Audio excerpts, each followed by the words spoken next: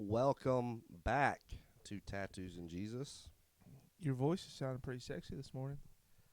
It has been a struggle. It's been a struggle this week. Welcome back to Josh Smokes, 12 packs a day.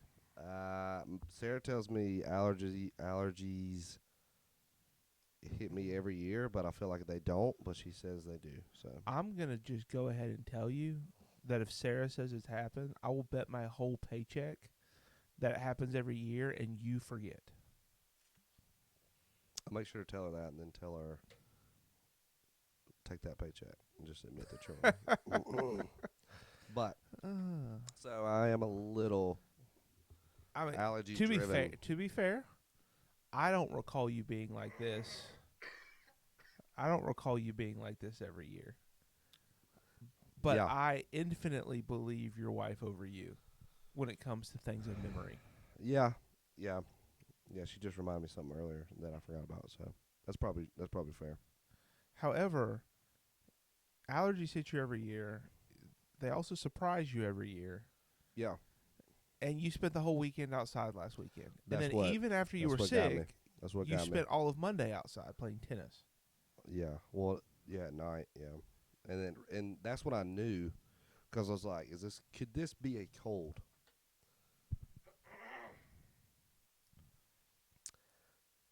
And then I felt worse after I woke up Tuesday morning after playing tennis outside. So I was like, There's your answer. it was definitely the pollen.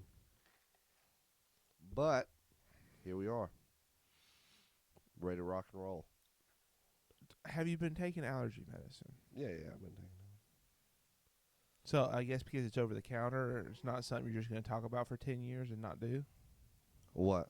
Take allergy medicine? Like you've talked about ADHD medicine for 4 years. I take it when I get like this, and then I'll stop taking it probably in the summer. Well, I took allergy shots every week for 7 years Okay. growing up, and then I just didn't have allergies, Yeah, I can see that. None. or I didn't have them as bad. Uh-huh. So now just I'm like, oh, I don't need anything. yeah. I loaded on the front end Yeah. to help me on the back end. I think they're wearing off. So you ever seen any clips from the Two Bears podcast? Excuse me? Tom Segura and Burt Kreischer. No. I'm not recommending you go watch this. I've never listened to the podcast, but I'm pretty sure it's pretty crude, just knowing those two. But in this moment, I felt like I was Tom Segura and you were Burt Kreischer. That's the guy that takes his shirt off? Yeah. Because I feel like he says stuff that's like intuitively obvious to the world around him sometimes, but he's like surprised by it. Like, Leanne tells me that I have allergies every year. And Tom's like, yeah, you idiot. Everybody knows that. Man, maybe I should listen to it. Think we get inspired? No, I don't. I get us canceled if we try to be like them. Or just move us to another category at Spotify. Tattoos and Jesus with a little E, explicit. Yeah. That'd be great. Oh, no. Here's you'll never do this, but it sounds like spring equates to allergies for you. Every time, yeah. It would probably be smart that you just set an alarm in your phone and like come mid-February, you just start taking allergy medicine for 6 weeks. Well, usually I probably should start when she starts. Hold on. So Sarah's already doing this. She takes allergy medicine during this time of the year. Usually. But you're like, you know what? I don't think I have allergies every year. And then I sit outside for 8 hours and my throat closes up the next day. So. So do you feel sick or do you just feel gunky? I originally felt sick. Oh. But I think it was because it hit me so hard. And now I just feel like allergies. Are you going to clear your throat every 7 seconds for the whole podcast? I wonder if I can hear it because I'm moving my mic. You are moving. It's not showing up on the little wavy thing. Man. All right, listen, I have a question for you. I can't remember. This falls in line with other questions that we've answered on the podcast. All right. And so I think we might have already answered this. Okay. If we have, it's been a minute. So I'm going to ask it again because I saw this question posed the other day, and it just sent me spiraling. Mm. The question was this: what is the largest animal that you think you could take with your bare hands in a fight? Have we answered that before? I don't think so. You don't remember that? Okay, good. What is the biggest animal you think you could take? Yeah, with your bare hands. It did remind me of our conversation about how many birds in the house until you think it's a prank. That was a good one. Well, it also there was that other bear. one that was like a chart that was like, would you rather fight? Is like you have to pick 3. The rest are trying to kill you. Yes. Yeah. That's always a good one. I might throw that in the. Maybe that's the one. Anyway, what's the largest animal that you think you could take with your bare hands?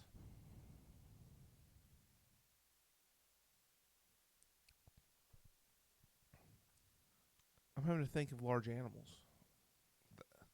So I think this is complicated because not all animals are aggressive. Yeah, like I wouldn't try to attack like a honey badger, but it's small. But I would try to attack like a golden doodle. It's bigger. A honey badger. Yeah, you know. That's where you went. Yeah, a honey badger's like it's small, but Who's I'm not. Who's the mascot? Is the honey badgers? It's somebody in football. There's a honey badger. Limestone, No. new school. But you would take a golden doodle. A golden doodle for sure. Maybe a 12-year-old child. But because here it's complicated because like you're right. I would take a 12-year-old child. That sounds weird. Yeah, now I said it out loud, I'll take that back. I would. But like I'm not gonna say- take a German Shepherd. Like it would destroy me. It depends on the type. Like more those than things the are size. fierce. Takes a type. Because like a bear's A pretty cow. big. A cow? Cow tipping. Just push them over, right? Yeah, but have you ever seen where like cows get angry? Because here's the thing: you have your bare hands. I think those are called bulls. Are those not cows? I was thinking just like the regular milk cow. Black and white spots. Yeah. Like I'm not taking a bull. Can you imagine a farmer walking out and you trying to like choke out a milk cow? Just on the back, just like Just a rear naked choke. yeah. I don't- Punching it. I don't think you could. You 'Cause can, here, you can bare push it hands. over. That's not a real thing. You talking about killing something? That's not- you said can you take as in like Yes. kill? No, I would say, but you have to be able to subdue it. Just the fact that it's not moving. What and you're what on are its we on back, now? it doesn't Are we got UFC rules applied now? So now I have to like make it tap 3 times? Yeah. Well, hoof tap. Oh Because are weapons involved? Oh no, no, it's bare hand. hand. That's the thing is you can't. I don't know that you can take out the cow. Like, you ever watch the rodeo where they tackle the little calves and like tie their feet up? Yeah. I would count that as a To takedown. kill with my bare hands. I mean, I don't You know don't have that to kill it. You just have to take it down. cow tipping. You just push it over. That's not a real thing. I That don't is a think. real It's thing. Not. It is. I've You just looked it up. It's a myth. no. If you get enough people, you can push that bad boy over, especially when they're asleep. Oh, speaking of cow tipping, I had somebody reference I ran into a tombstone sledding the other day to me. What? They thought it was really funny. Speaking of cow tipping, Yeah, how did that tie to cow Tombstone tipping? Tombstone tipping. That's what made Tombstone and tipping. tombstone tipping. So the letter T is what triggered that. Yeah. So What's the largest animal? 'Cause like an eagle is pretty big. No Not shot. taking my chances. No shot. You take any type of No. animal that flies. What do you? I mean, all they got to do is take off. You can't catch it. It will also it will probably carry me away. A lot of people are gonna get upset. I can take a penguin. A penguin? They can't move fast. I mean, they're slippery, but I think I could. I Give me think a pair your of mind gloves. is just thinking about black and white animals. Is that true? No, I said a golden doodle. Oh. We're at dairy cow and penguin. A zebra? No, I'm just kidding. Because there's other animals that just like a freaking kangaroo will kick the crap out of you. Oh, I'm not touching a kangaroo. An ostrich? Not touching an ostrich. Those things are scary. They'll neck whip you. That's what I'm saying. One time we went to Hollywood, and the emus will come up to your car. Yeah. And Sarah had a bag of like Triscuit looking things, and it stuck its head in my car. And I was like, "Give him the Triscuits! Give him the Triscuits!" And she like threw the Triscuits at him out of the window, and that thing was like pecking. Did it go after the Triscuits? Yeah, that's what it was after, because Sarah didn't give him one, and she just had a bag sitting in her lap, so he stuck his head in, and like his head was like right at my head in my car. Never went back to Hollywood after that. Really? Not doing it. Not since the It ain't getting me. the Triscuit incident of 17. It's not getting me. I don't know. I think penguin's my final answer. I don't really know. Penguin. Because they got small necks, too, so you can grab it and take it down. Do they? I don't know. I think so. Do they even Do they have a neck? Oh, they don't have I a think neck. they're shaped like What a am I thinking about? bowling pin. I don't have the foggiest clue.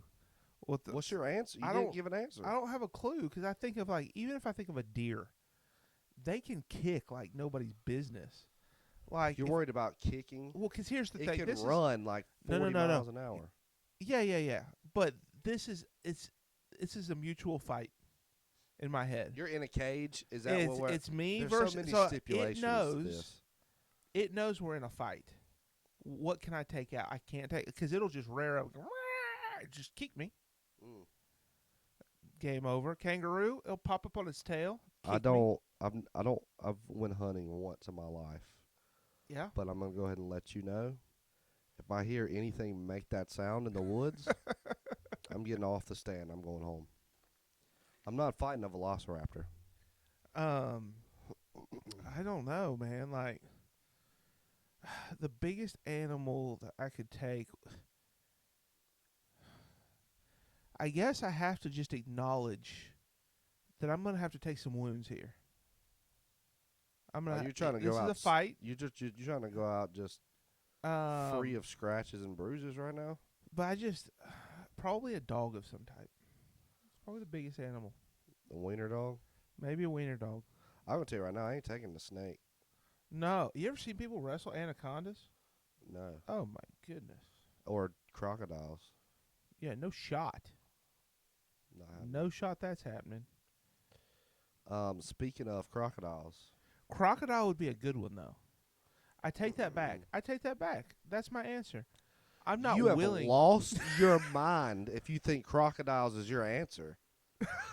Are you serious? Because if you jump on their back and you pin their mouth closed, they can't open it. They don't. They have closing strength, not opening strength. No. You said the stipulations were you have to take it down. Its legs are 2 inches off of the ground. So you're saying you're going to flip it on its back? I'll do whatever I want with it once I got his mouth pinched. Yeah, okay. All right, well. All you have to do is pinch its mouth All closed. you have to do is get close enough to pinch its mouth. This isn't. They can also snap you in half. Hold on. They could run, too. Yeah. But you already put me in a cage, so I just crawl up the cage. You put yourself in the cage. You put yourself in the cage. You put me in a cage. You put yourself This in is the like cage. Mick Foley just coming in. With an elbow drop. I think that's the actual movie scene, isn't it?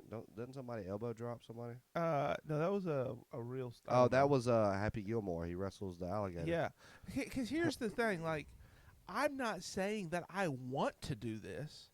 It's just if an unfortunate circumstance were to occur, what is the largest animal that? And I think that I would feel most competent because I've watched a lot of swamp people. I would feel the most confident probably with a crocodile. I don't want to find myself in this situation. I'm not going to proactively sign up for the crocodile wrestling session. I'm just saying I know the strategy. Like, you have to get behind it, jump on its back, and pinch his mouth closed because it doesn't have muscles to open. It has muscles to close. So if I can get its mouth closed, tape it shut, My gosh. harmless. It's done at that point. I could tickle it at that point. Your choice is probably the most dangerous animal that can also fight in the water and on land. You pick the one that can do either area I'm in a cage. as your choice. I'm in a cage. Okay. All right. However, you're a penguin, man. Yeah. You went from dairy cow to I'm penguin. smart. I'm okay. Imagine this. There's two. You're lining up. There's two cages. You got to place money on who's winning the fight. It's you and a crocodile, and it's me and a penguin. And the penguin kicks your butt. No shot. It comes sliding I mean, first and headbutts you. It would be wild. It would be wild. But all I got to do is take it down. So all I got to do is go up and maybe like, people are going to be like, oh my God, he's beating a penguin. Peter's going to get called after this conversation. Just kick it in the head. Just kick it in the head? I don't think they're that quick. They waddle. So you just push them over, and it's over. Fight's over. You're over here trying to wrestle a whole crocodile, flip it on its back after you elbow drop it. Like, it's a little much. A little much. However, when I come out of there, I'm 100% coming out. You have a 50-50 chance. But when I do, I'm the hero. Look at that man. Took down the crocodile. Well, I hope you can feel good about that in your life, because I mean, I actually might feel worse for kicking a penguin in his head. I also may have chosen the only, outside of like maybe a tortoise, the only, if there is a remnant of dinosaurs still alive today, it's crocodile. Speaking of, my little sprinkle might show here, but speaking of, have you watched any of the new dinosaur documentary on Netflix? No. What are you talking about? Pumped. I'm pumped. It came out last weekend. Are you 7? I love dinosaurs. You love dinosaurs? Yeah. I love Godzilla. He's like a form of Godzilla. So like, but everybody talks that it's amazing. It's directed by Steven Spielberg.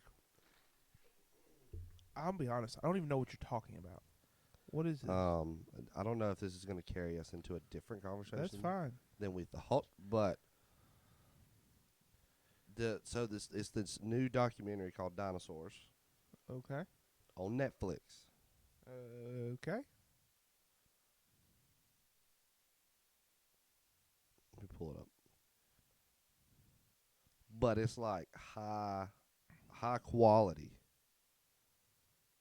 How it shaped the world, how it shaped them. Like, I mean, come on, look at that picture. That looks awesome.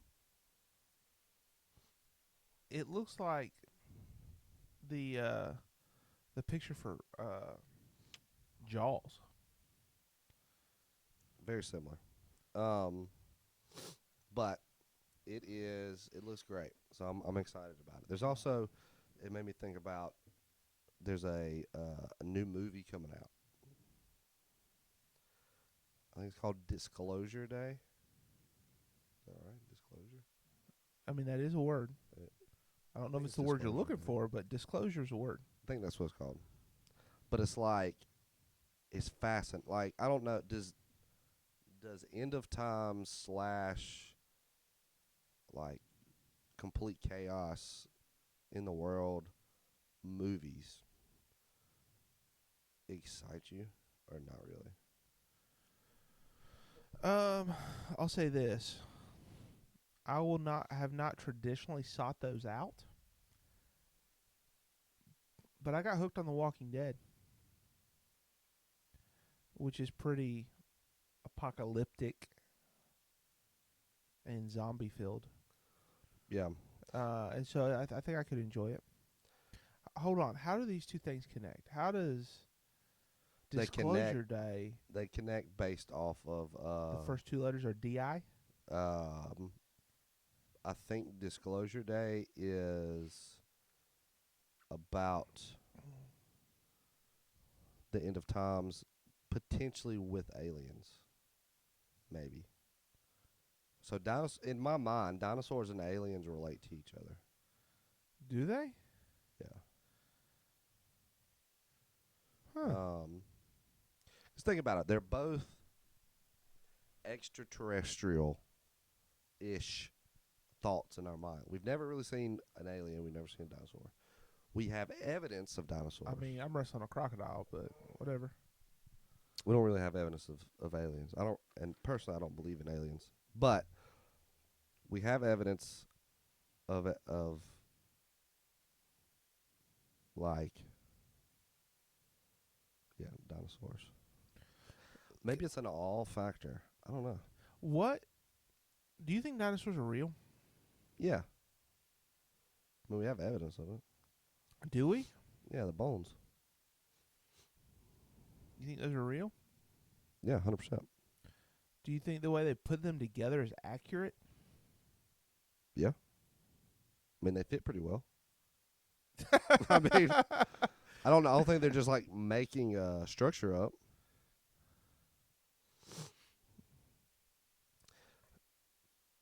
I mean, I don't really think this is like a hot take, so I'm not going to say a hot take. It may be for some people, but Hot cake, hot takes. just because the Bible never mentions it doesn't mean it's not real. The Bible also never mentions KFC, and it's real. So, like, we can probably exclude that argument that the Bible never mentioned dinosaurs, therefore, which technically I don't know if that's true either. There's a couple things. There's a couple places. A lot of people say the serpent interpretation in Genesis is actually a dinosaur. Yeah, to be fair, if a velociraptor was standing there and said, "Eat that," Oh, no doubt. No doubt. They say it's a Yeah. dragon, actually, is what they say it's a dragon. Because in Scripture, it then says, you will be cast on to slide on your belly forever. If he's already on his belly, that wouldn't make sense.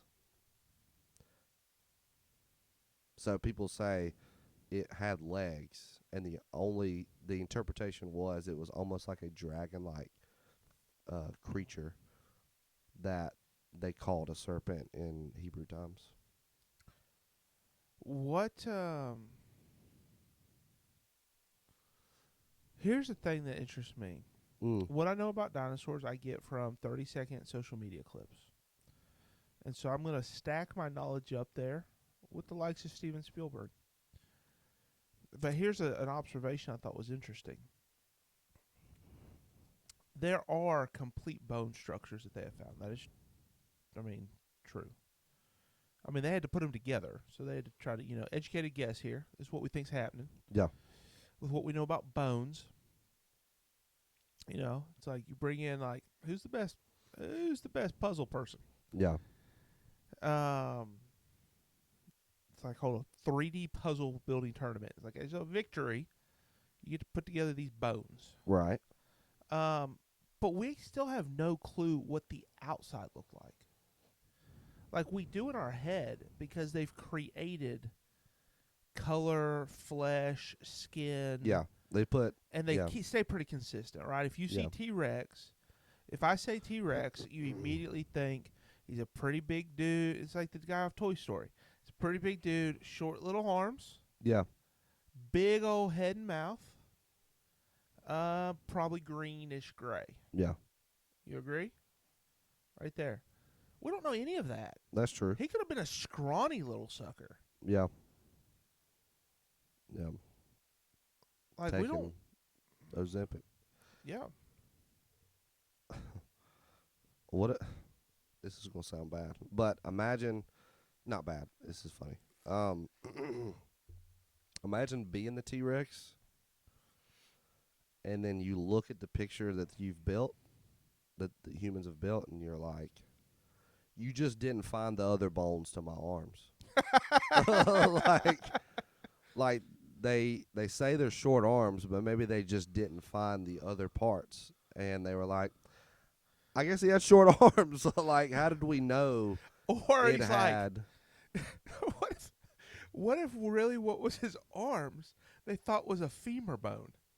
So he's actually got huge arms and tiny and little legs. legs, and he just shuffles everywhere. He's like a little penguin. And so he's like, picture a T-Rex on little stubs. Yeah. But he's like got these huge hands. He's almost walking with his arms. It goes from, you're going to chase me down, but I don't know if you can get a hold of me. Yeah. To, if you get a hold of me, I'm screwed, but I just need to run away. Yeah. That's a good point. Like, how do we know the bone went here? Yeah. Right? Or he's like, man, I got a really stubby tail. Like, this big old, no. Yeah, that actually goes over here. It's a good point. Poor guy, been made fun of his whole life for his short arms, and it's because we made a mistake. That sucks. But it's, I mean. But you know what's interesting to me is when they, like up in the tundra, they will find fully frozen animals. Like they found a mammoth fully frozen. But because of how cold it is up there, it is fully preserved. And so, like, to me, that's kind of cool because it's like it gives you the most accurate picture that we can get of, oh, this is an example of exactly what this animal looked like. Yeah. Because it's so preserved. And so I kind of, like, it would just be cool if they could find a dinosaur like that. And maybe there's one out there. Who knows? Could be. Could be. That would be, I would 100%. This was a question I thought about before. I don't know if I've ever asked it, but if Jurassic Park was real, Yeah. how much would you pay to go? To go? Yeah. How much would you pay to go to Jurassic Park? After watching the movies?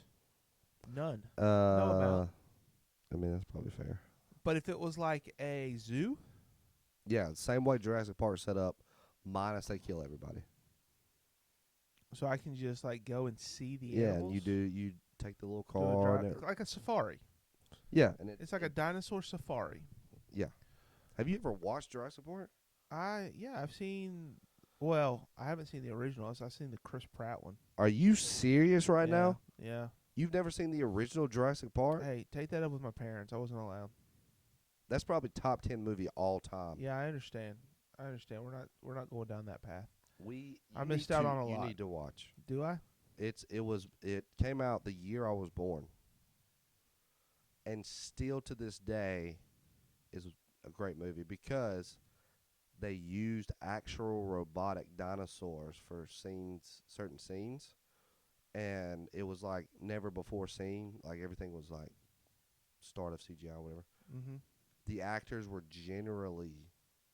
usually scared. Like most of them were actually scared during the scenes because they have never really seen or faced something like that in a movie. So they were looking at an actual robotic dinosaur in some of the, I mean, not all of them, but, and it makes it so much better. Anyway, so you would pay how much? To go see dinosaurs, like, not $100 a person. Maybe $40. a person. Is this real life right now? 60? $40 a person to go see a bunch of, like, never before seen dinosaurs. You're willing to pay more for a filet mignon than to go to a park that's full of dinosaurs? Here's the kicker: is if there's a park full of dinosaurs, then that means I already know dinosaurs exist. I can see videos of dinosaurs, and so if you told me there was this magical park that all of a sudden existed, and so like in my current state today, having only known dinosaurs as a figment of people's imaginations and bone putting together skill. And all of a sudden they're like, oh my goodness, there's this park that actually has dinosaurs and you can go see it. That's a different answer. Then you're probably talking about like people would probably pay. Here's the problem. Would I pay it? No. What would it be worth? $1,200 a ticket?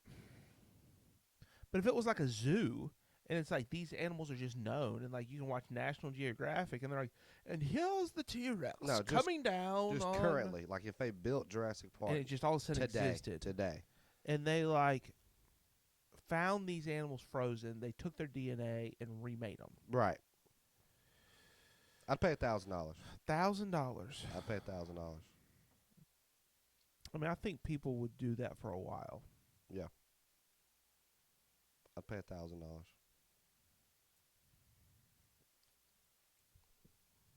It would be close to what I would pay for a Super Bowl or a national championship for South Carolina. Like it'd be up there. It'd be up there. Jurassic Park ticket for me would be $1,000. Easy.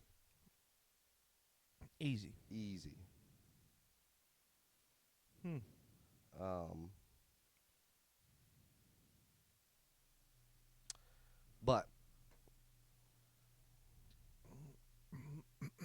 where are we going with that? I don't have a clue where you're going with that, Mr. Penguin. So you're out on dinosaurs. Yeah. What about aliens? How much would I pay to go to see an alien farm? Yeah. Does that change? I wouldn't pay. I wouldn't. No. I mean, I'd pay like $100. It drops drastically for me. Yeah. Well, all I can picture is Marvin the Martian from Looney Tunes. Yeah. Or whatever that was from. And I'll be honest, they always creep me out. But like E.T., he was really sweet. Yeah, E.T.'s good people. But yeah, that one's harder for me because it seems more unrealistic. Like if somebody says, "Do aliens exist?" Yeah, we call them angels and demons and God or something. I don't really think there's extraterrestrial life out somewhere else. In the way that we've portrayed it. Right. And the whole like there's another world like ours or some version thereof in a solar system far, far away. I don't think that's true. I mean, it's fine if it is. It doesn't like wreck my world. I just don't think it is. I have better confidence in my alligator wrestling abilities. Fair. However, listen, something you said a couple weeks ago. Yeah, sorry. Let's pull this back around. Let's pull this back around because you had a thought to add to another I did. episode. This kind of builds on the whole... Well, it was about a month ago. We had a conversation about the sovereignty of God. And I don't know what clicked this into my brain, but I was just thinking the other day, like... And I think we may have referenced this. Anyway, doesn't matter. I feel like the sovereignty of God conversation can't be had without a conversation on the free will of God or the free will of man. Yeah. Like they, at a minimum, they dance together if they don't directly connect together. Because there's this tension between if God is all powerful, all knowing, omniscient, um, and he's both creator, sustainer, redeemer, all the Christianese words. If he is that, how can free will exist? Because even if he were to, in his sovereignty, decide to not be sovereign over a segment of humanity, Yeah. well, that would still be his sovereignty choosing not sovereignty. Like, that would still be his sovereignty. Yeah. Does that make sense? Like, you can't, like, and I have a hard time with this one because the Bible clearly says that. So I was listening to a little YouTube clip on the sovereignty of God, and this person was clearly more reformed leaning or Calvinist leaning is his beliefs. He was heavily into, God is sovereign over all, the whole like he predestined who he foreknew from creation. He was kind of leaning into those passages, but he made a statement that I thought was interesting and I thought was accurate. He said, I think part of our conversation about free will and sovereignty, it starts with, I wish our language was better. Because he said, when we say free will, the way in which we, and by we, I'm going to say Western evangelical culture, Okay. Western Christianity, says free will as my ability to choose. And as I'm talking this out, my brain is rapidly creating a theology of free will and sovereignty that's making sense in my brain. So we'll see where it goes. But he said that's a poor word choice. He said a better word would be agency. Do we have agency in basically the ability to make decisions? Like free will, it kind of comes across as this blanket ability to act independently. Mm-hmm. And he said that's not true. And he said nobody's going to believe that. Like nobody believes that. He said because even if you ask somebody that like believes completely in free will, like do you have free will? Like yes. Okay. Well, can you go against gravity? No. Like no matter how much you believe in your like, did you choose to be born the year you were born? No. Like there are restrictive realities that no matter how much freedom we have, still limit us. Yeah. Like it's not blanketly free. Does that make sense? Mm-hmm. Now you could ignore that reality and say, "Well, I've decided to fly because it's my choice to fly. And I'm going to jump off this cliff." You're free to do that, but the reality, that greater reality that anchors you, is going to lead you to a conversation with Jesus in a short order. Yeah. Or you can act within that and say, I am free to run, to jump, to become an airplane and glide. Man. Yeah. But still knowing these greater forces have to be taken into account that limit me. Does that make sense? Mm-hmm. But within that rule of gravity, or within the rule of you weren't chosen when to be born, you do have agency, the ability to make choices that impact the world around you. But it never changes the I don't even know. I'm going beyond what he said at this point, but it goes beyond. I'm gonna call it the environmental forces that sustain reality. Does that make sense? Yep. And so in some ways, where my mind is going right now, and this is a fresh thought. Like we have not talked about this. This is a fresh thought, so I don't know where the truth is, but like in some ways, it's almost like I think God's sovereignty operates a lot like gravity or the rules of nature, in that it's a sustaining force for creation and humanity. But within that saving force, there is agency. But at no point will our agency undermine his sustainment.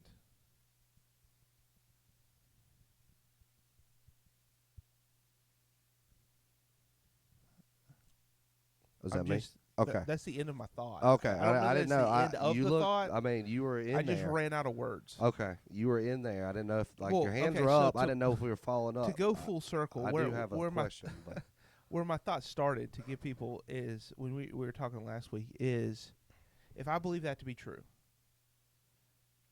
we often talk about free will or agency as a principle of humanity. But is anywhere in Scripture does it limit it to humanity, or is free will a principle of the created? yeah.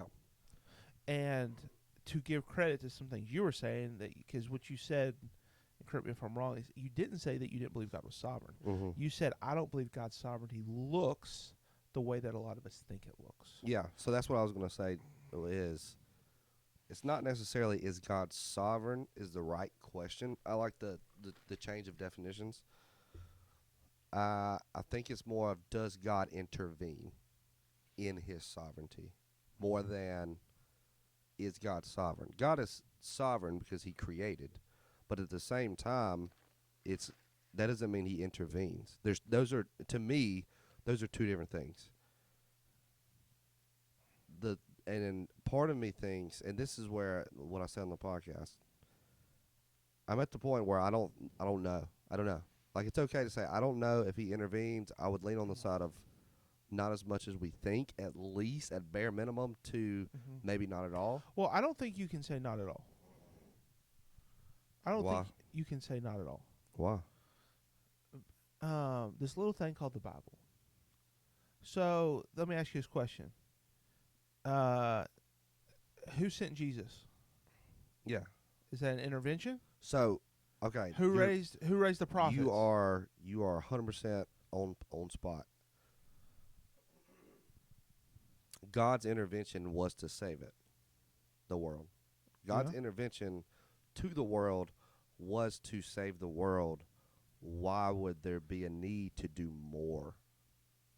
So, like, it's almost like, hey, and I think this blends the balance of that. Where, and this also, that will go more into, like, interpretation of Scripture. But, like, his divine intervention of, I'm going to come into the world and physically or spiritually or whatever change certain things. Maybe. But as far as, like, I grant this, but I don't grant this. Yeah. You could, I don't know. Like, and that could be more of, a lot of people, this might get complicated, but a lot of people talk about two wills. There's a secret will, and then there's a... What are you, a Freemason now? There's two different wills. You have the hidden will of God, and then you have the known will of God. The known will of God is, go make disciples of all nations, blah, blah, blah. Hidden will of God is things that we can't see, that we think he is divinely putting in, like, oh, I'm going to grant, and that goes into miracles, it goes into the whole thing. There are probably half of the evangelicals, and a lot of Reformed people think this. This is where they get trapped in this argument. Once the Bible stops, that's it. This association of whatever, fruits of the Spirit. And so, you could still point to the Bible and say, he did that then, but he doesn't do that now. 50% of people probably believe that. A lot Reformed people believe that. Where it stops at the end of Scripture. Mm-hmm. So to your point, it's still yes on one side or the other. As far as the Bible, as far as intervention. But now, currently, I would say the thought that I have is not a wild thought. I would say a lot of people in that area probably think that.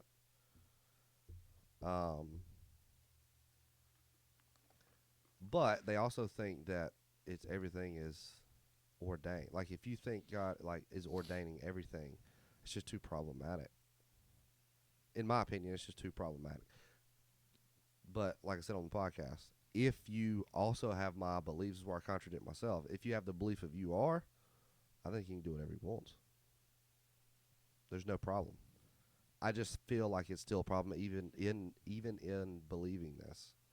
So like Mhm. even in believing for you are, it's about hell for those who maybe just are listening for the first time. Yeah. But like because if you believe he intervenes and hell is real, that creates the three question conflict that we went to with Mhm. hell. God desires all to be saved. God is all powerful and can intervene. God sends people to hell. Contradictory statements that a lot of people hold to. And so one of them has to move.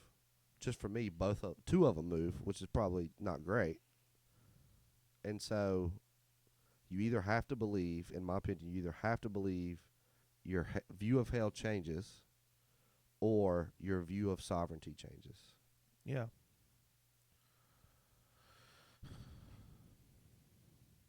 But all that to say, I think it's a great point in I think the agency is the divine quality that the Adam and Eve story Yeah. depicts for us.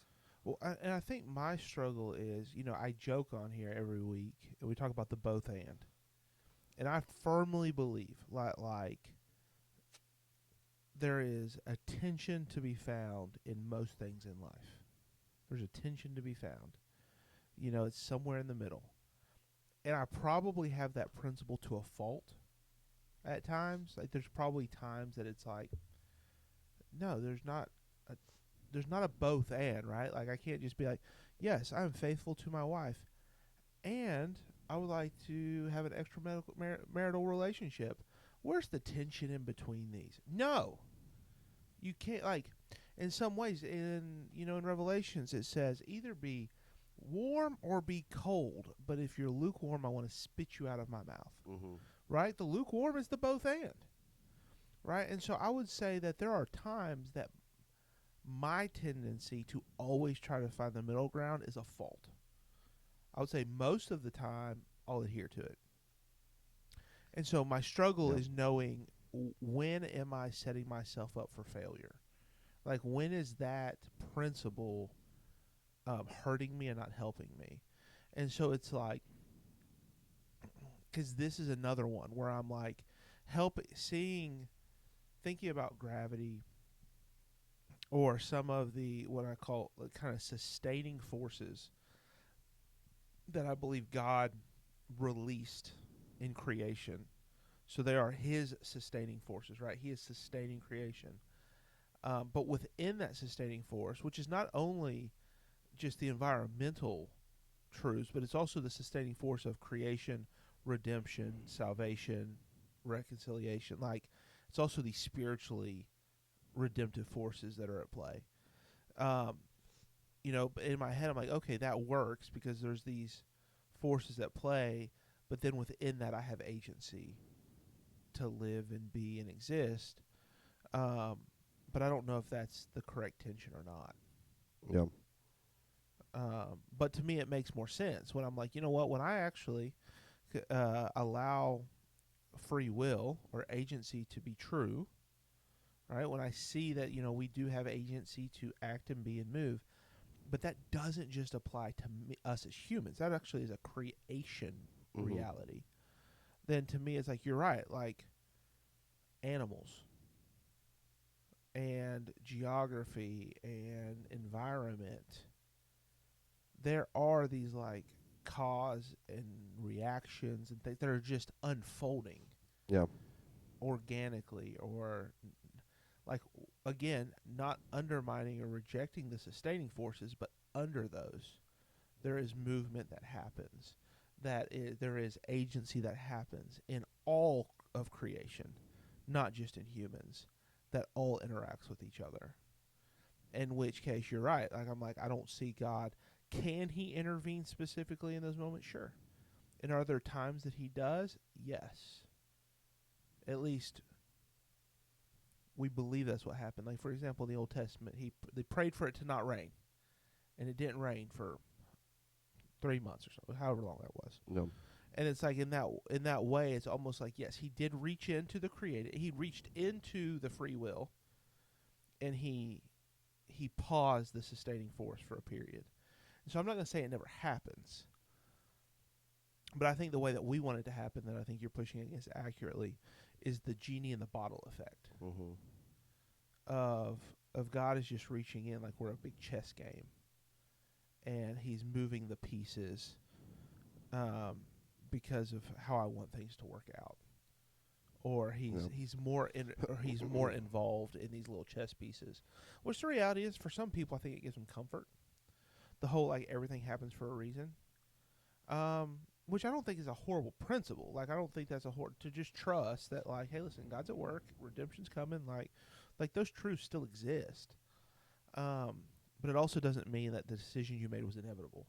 It just means maybe you are going to learn from it. Yeah. Yeah.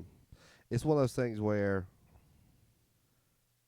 I think it's a good clarification, even if it was a lot to take in. But, like, it's not necessarily is God sovereign or not. It's more of like he's intervened before. How much has he intervened now?